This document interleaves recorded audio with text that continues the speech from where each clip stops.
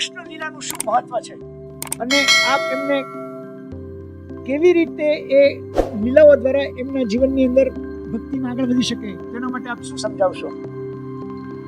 આમ તો ભગવાન પ્રગટ થતા રહે છે અને પ્રગટ હંમેશા પ્રગટ થાય છે, પણ ભાગવતમાં શ્રી સુખદેવ ગોસ્વામી કહે છે કે અનુગ્રહ ભક્તાના.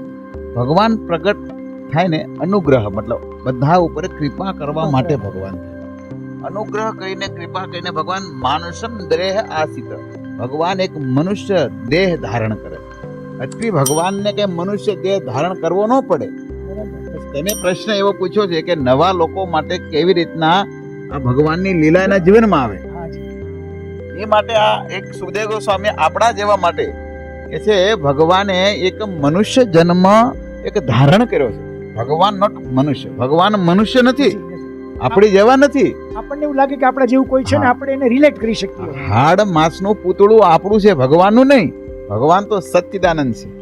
અનુગ્રહ ભક્તાનામ. ભગવાન એના ભક્તો માટે અનુગ્રહ કરવા માટે માનુષમ દેહ આશ્રિત ભગવાન મનુષ્ય બને છે.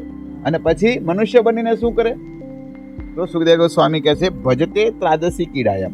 જે ભગવાન મનુષ્ય બન્યા છે અને એને પછી એ ત્રાદસી કીડા એટલે લીલા, જે ભગવાન લીલા કરે છે, જેના ગોવર્ધન ઉપાડ્યો કે પૂતનાનો વધ કર્યો કે એને દ્વારિકામાં જે ભગવાન લીલા કરી છે, અને ભગવાન જે કાર્ય કરે ને એને લીલા કહેવાય.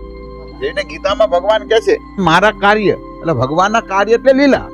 ભગવાનની જે લીલાઓ છે એ લીલાઓને કોઈ શ્રવણ કરે. એટલે સુખદેવ ગોસ્વામી કહે છે કે સુત્વા તત્પરો ભવે. ભગવાને જે લીલા કરી છે એ મનુષ્ય કેવલ એનું શ્રવણ કરે અને કહે છે ભગવાનના પરાયણ અને ભગવાનના ધામનો અધિકારી થઈ જાય એટલે ભગવાન પ્રગટ થાય છે. અને આવી રીતના લીલાને બધાએ જીવનમાં લેવી જોઈએ.